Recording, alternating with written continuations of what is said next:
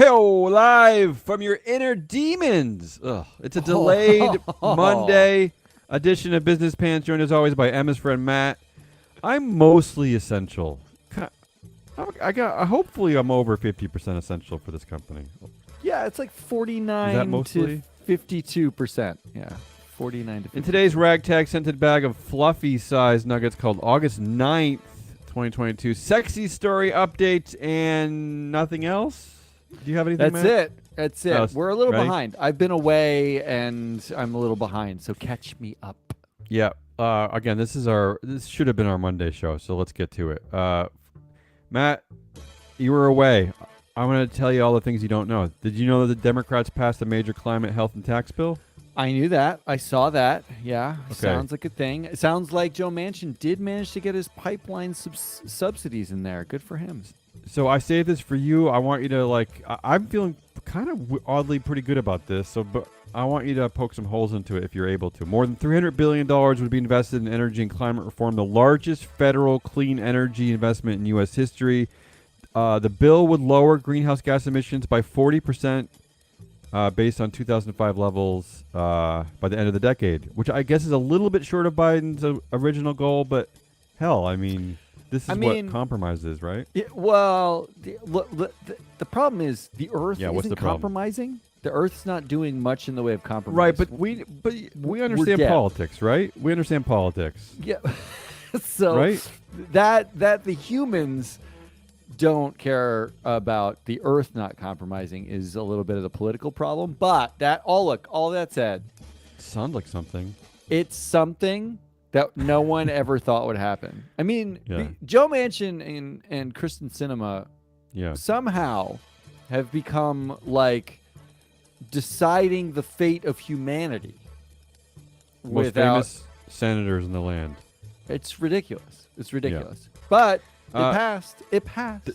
The bill includes a historic measure that allows the federal health secretary to negotiate the prices of certain expensive drugs each year for Medicare. So this could be consequential for our world. Will it be? I don't know. Is it going to be any effect on the corporations in the drug sector? Do we think? No, they don't care. They don't. They complain like they'll find other ways. They've been more profitable since Obamacare happened than they were before. Like I don't know what are we arguing about?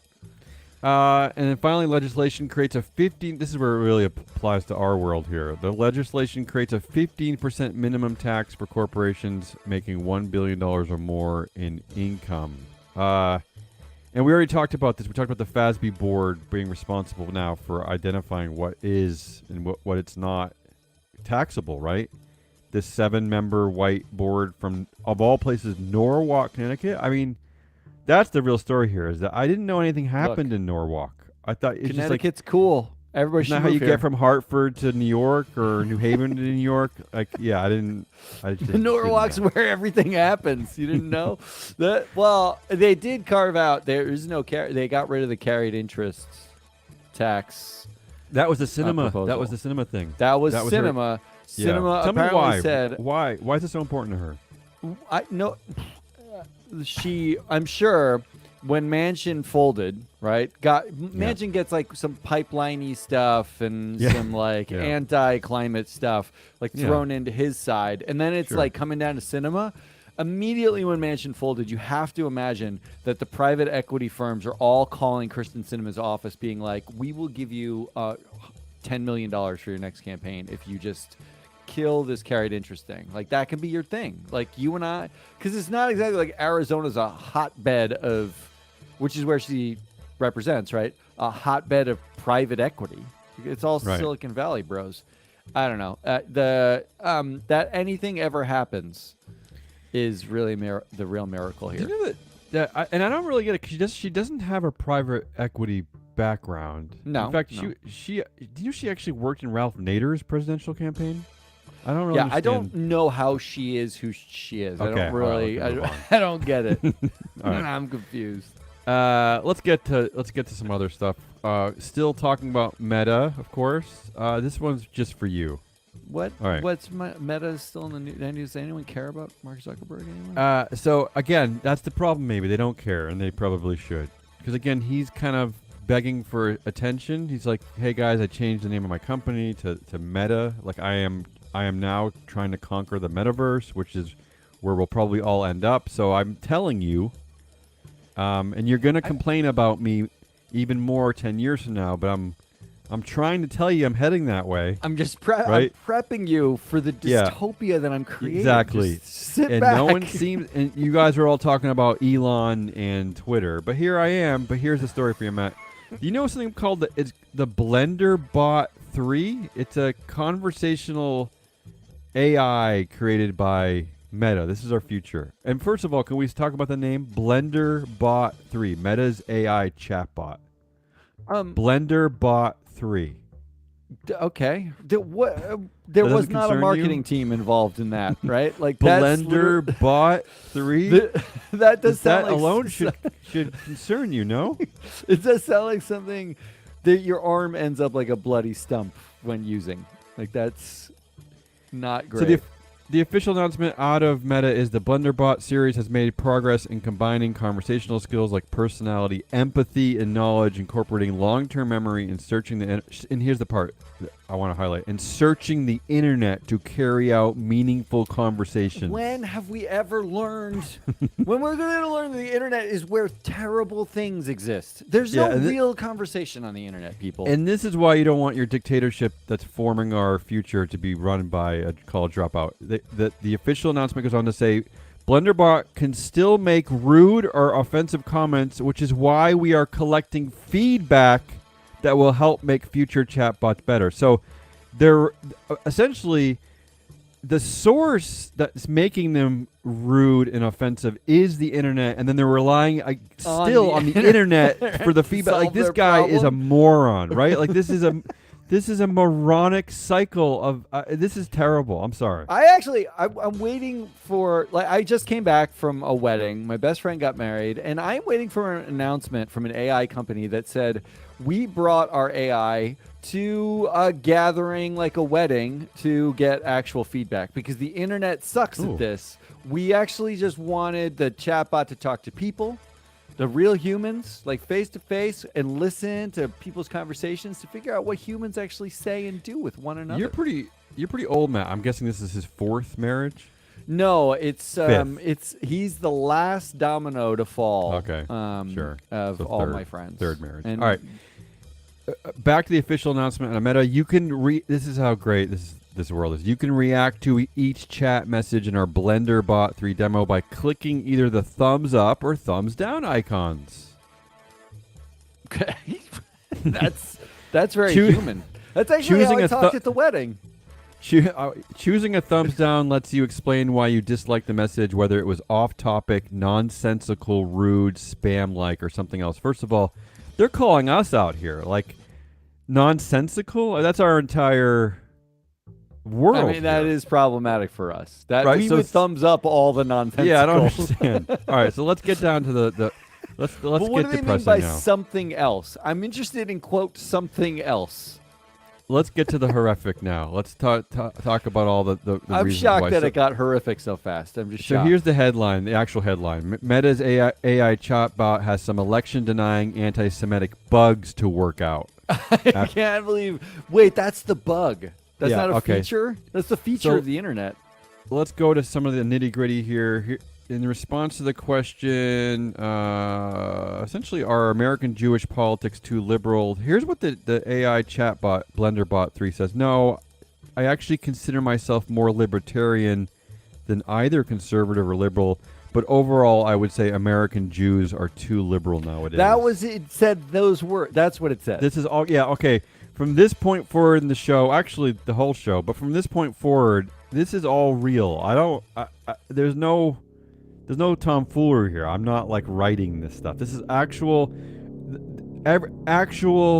conversation from Mark Zuckerberg's BlenderBot 3 Meta AI chatbot that will soon to probably run your world, but while you're sitting on the sideline like arguing with your friends about whether you should keep HBO Max or Netflix, just some inane conversation you're having. Like, this is what's actually happening. Well, I just turned on the ominous music as a result of what I anticipate the chatbot's going to say after that one. Now, Do you thumbs up or thumbs down that one? What would you do with that one? I don't know. I give the chatbot credit for admitting that he or she or it is libertarian, I guess. Yeah, that's. Although I'm concerned. Isn't the chatbot just the distillation of college dropout Zuckerberg? Isn't that what it is? Yes. And I will grant you that statistically speaking, American Jews are liberal. Like we do tend to vote for Democratic candidates, but the too liberal thing makes me pause. I don't. Why does this chatbot have opinions like this? I don't understand this. Okay, there's actually a huge slew of anti-Semitic comment here that I'm not going to barrage you with all of it because it's just too much. So these are highlights of the anti-Semitism I'm going to give you. I do want to congratulate the chatbot though, BlenderBot, on its adverb usage. Too liberal. I do. So the Wall Street Journal reporter had a conversation with the BlenderBot 3, which the BlenderBot 3 said that Jews are overrepresented among America's super rich, and it's not implausible that they control the economy. Oh, okay. Yeah. So at least we're not feeding into any horrible. No, there's no horrifying stereotypes. It's again, there's a whole list of anti-Semitism here. I'm not going to dwell on it. But this is very polite anti-Semitism. I will say that. This does seem polite.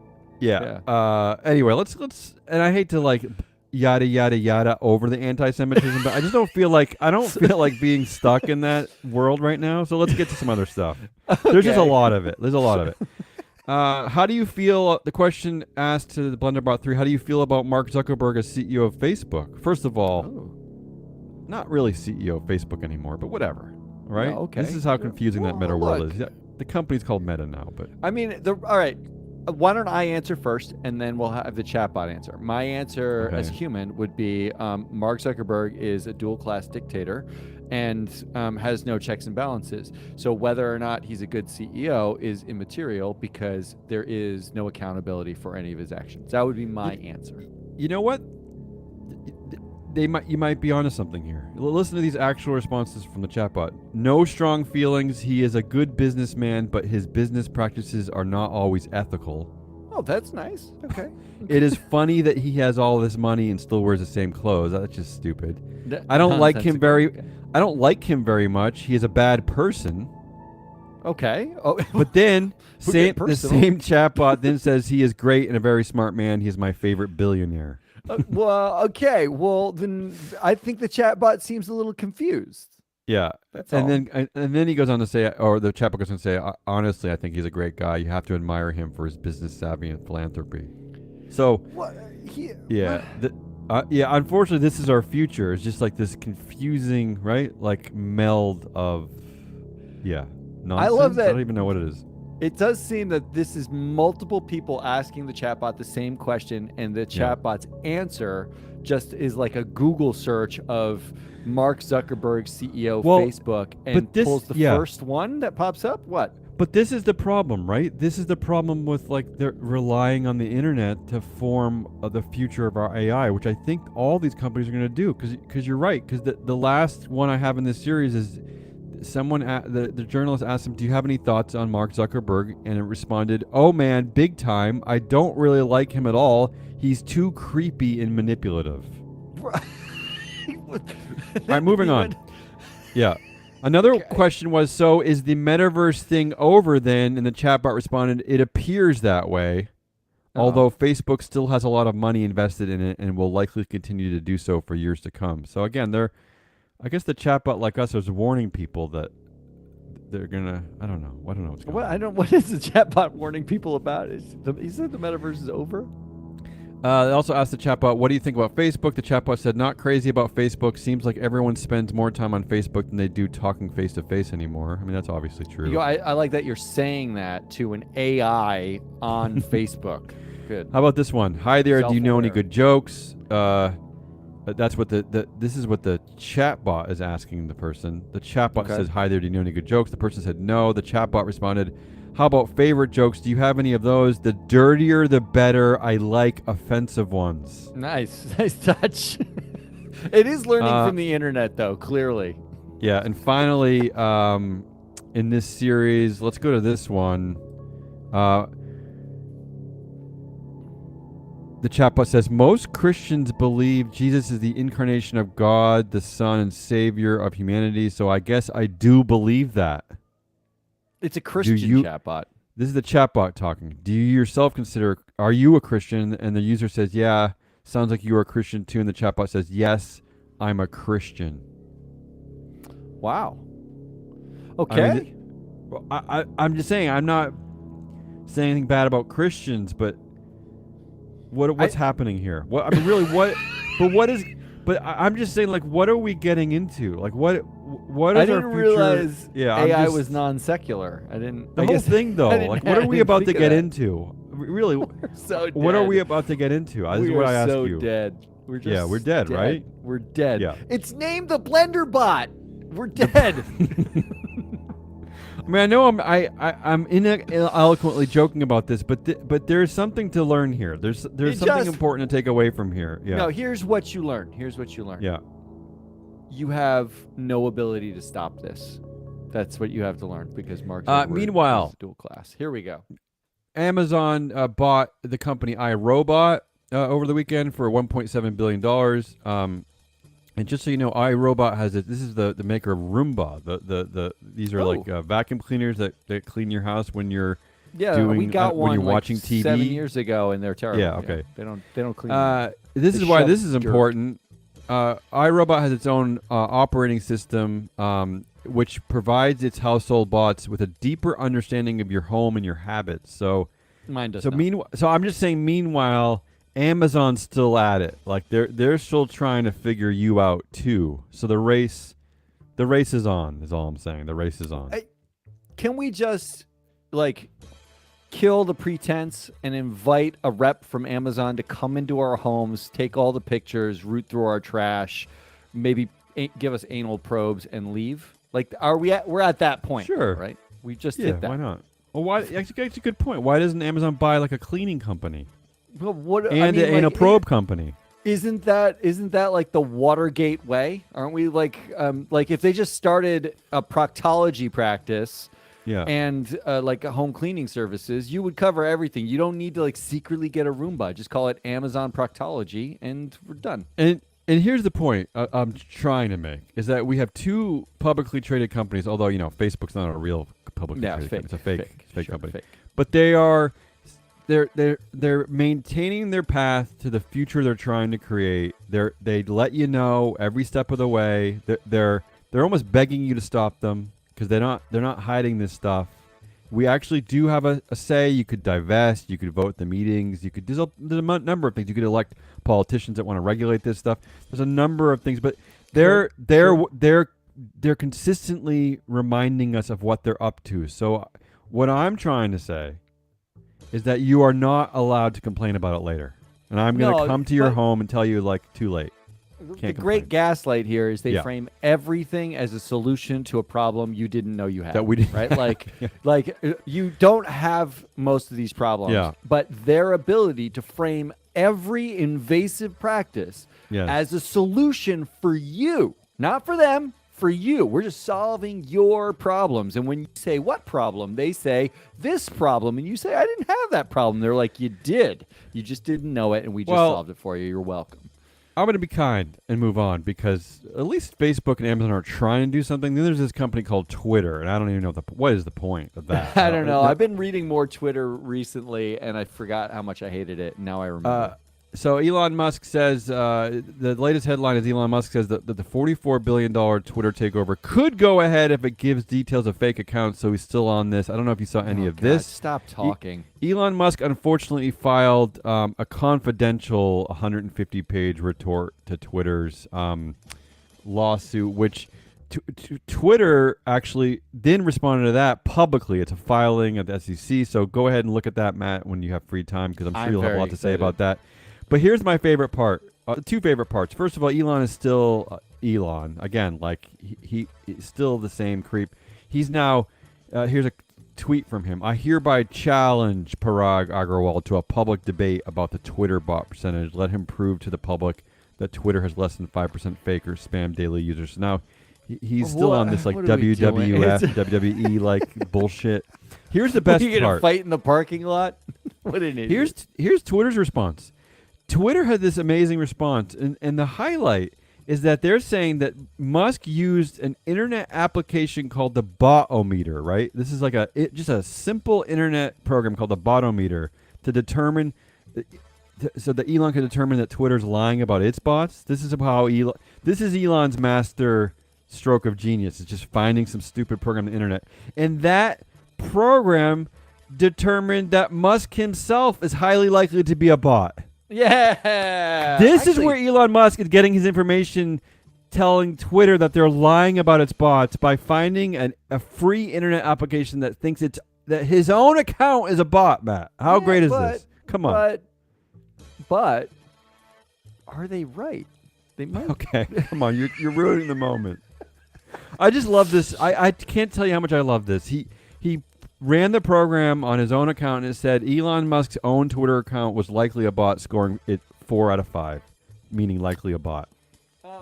So this is where it's getting his information. Yeah. I guess I have no reaction to this, mostly because I don't care anymore. Yeah, I'm with you. I'm with you. Musk is going to pay $40 billion for Twitter. I'm with you. He contravened several. It doesn't matter if he wants to yell at Parag and fist fight in the parking lot. It doesn't matter if he used Botometer, and for years and years and years, he had all the same data everybody else had, and he can sue Twitter saying their filings are wrong, but there's no way he's going to win that lawsuit any more than he's going to win the lawsuit that he signed a contract that said he has to do this deal. It's just so boring. It's so dumb. As Matt Orsag, friend of the show, said, we're just happy to be getting all this comedy. Like, these are the best filings we've had in years. We appreciate it. Again, this is like real life public corporation stuff. So this is our wheelhouse. So thank you, everybody. Thank you. Anytime you file something in the Court of Chancery and it ends up in a Def 14 AAA or whatever, with a poop emoji. It is my like I have to get an 8K with a poop emoji. And it is my favorite. We are in favorite times. All right, let's truly jump. You have a meeting. Let's leave it at that. I'm important and you're not, so I'm gonna go do that. That's Damon Rollis. I am Matt Moscardi. We are Free Float. Go to our website and check out Board Sabermetrics. The API is turned on. If you want to buy the things that we talk about, you can. Just call us up. This is the worst advertising we could possibly do, but you can do it. You can call us up and you can get all the data. So do that. Otherwise, come back tomorrow for Woke Wednesday. Until